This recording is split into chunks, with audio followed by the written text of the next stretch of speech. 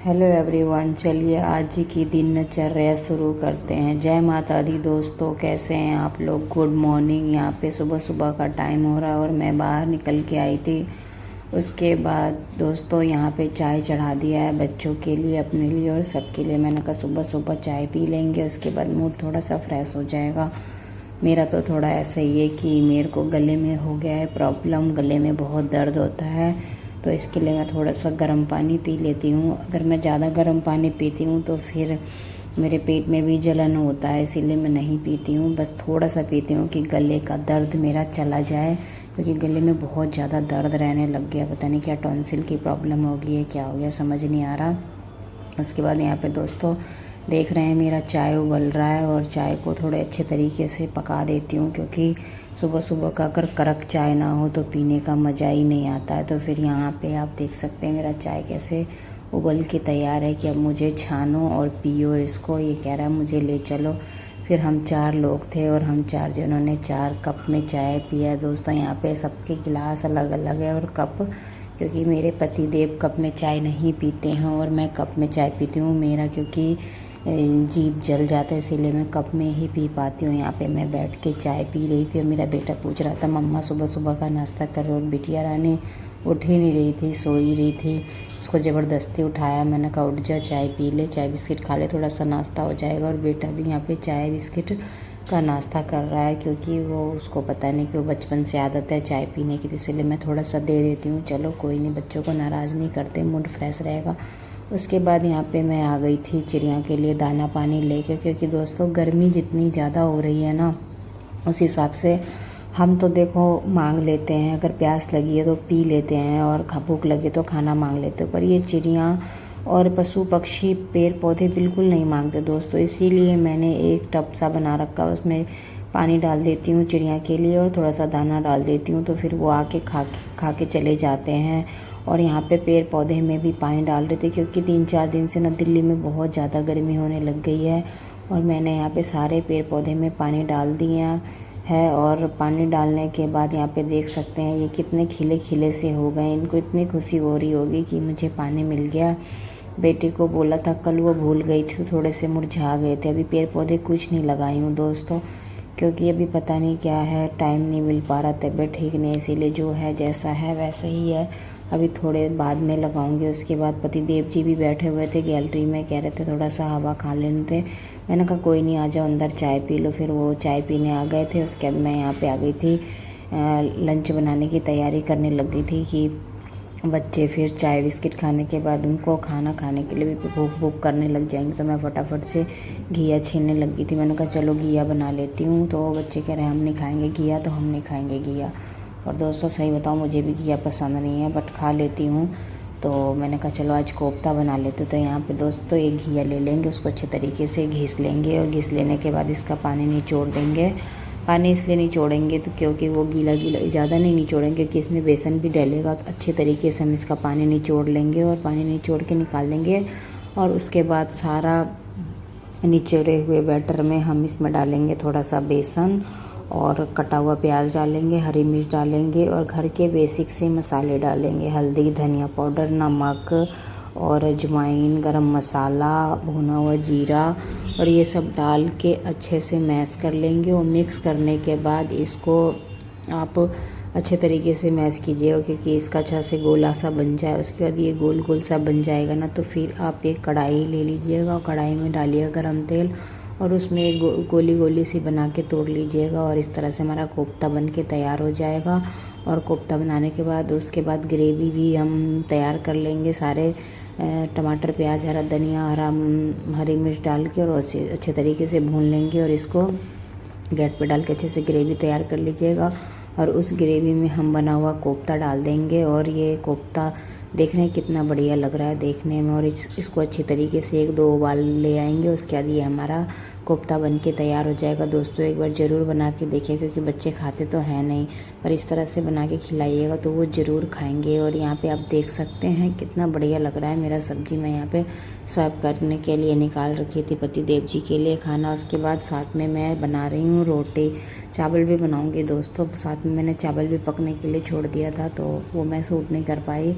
और यहाँ पे मैं गूंद रही हूँ आटा लगा के छोड़ दूँगी, तो फिर नहाने के बाद मैं बना लूँगी, क्योंकि बेटा भी कह रहा था मैं नहीं खाऊँगा। उसके बाद मैं खाना बनने के बाद मैं आ गई थी घर की साफ़ सफाई करने के लिए। घर की साफ़ सफाई में है कि ये सारा हटा दूँगी, तो फिर उसके बाद झाड़ू लगाऊँगी। झाड़ू लगाने के बाद, क्योंकि मार्केट के अंदर घर है ना, तो फिर घर इतना ज़्यादा गंदा हो जाता है, इतना ज़्यादा गंदा हो जाता है कि 2 बार झाड़ू लगाती हूँ फिर भी बहुत ज़्यादा गंदा रहता। फिर अच्छे तरीके से इसको ऊपर की डस्टिंग वस्टिंग सब हटा देंगे। फिर यहाँ पे मेरा झाड़ू लग गया था, और झाड़ू लगने के बाद मैं उसके बाद सारा सीढ़ियों में भी नीचे भी झाड़ू लगाई थी। झाड़ू लगाओ, पोछा लगाओ, और फिर घर गंदा हो जाता है, पर क्या कर सकते हैं दोस्तों, रोज़ का ये काम है तो करना ही पड़ेगा ना। अगर नहीं हम नहीं करेंगे तो कौन करेगा। घर हमारा है तो हमें ही साफ़ सुथरा करना पड़ता है। फिर सारा झाड़ू लगाने के बाद उसके बाद मैंने थोड़ा सा डस्टिंग कर दिया था, क्योंकि वो बारिश हो रही है ना, बहुत धूल डस्ट आंधी तूफान भी आया था, तो सारे गंद फैले हुए थे, मेरे को अच्छा नहीं लग रहा था। फिर मैंने उसको सारी अच्छे तरीके से डस्टिंग वगैरह भी कर ली। डस्टिंग करने के बाद यहाँ पे मैं बाल्टी लेके आ गई थी पोछा लगाने के लिए। मैंने कहा चलो रगड़ रगड़ के पोछा लगा देती हूँ दोस्तों। और ये देख रहे हैं पानी निचोड़ के लगा रही हूँ, बार बार लगा रही हूँ, क्योंकि किचकिच सी मिट्टी सी मेरे को दिख रही है। फिर मैं यहाँ पे अच्छे तरीके से पोछा लगाने के बाद घर के अंदर बाहर अच्छे तरीके से पोछा लगाई हूँ। और पोछा लगाने के बाद मेरे को नहाना है। नहाने के लिए फिर कपड़े वपड़े रख के आई थी, और पतिदेव जी नीचे चले गए थे, क्योंकि किसी की डेथ हो गई थी, तो वो देखने चले गए थे। कह रहा था मैं आ रहा हूँ देख के, जब तक तू काम करके रख।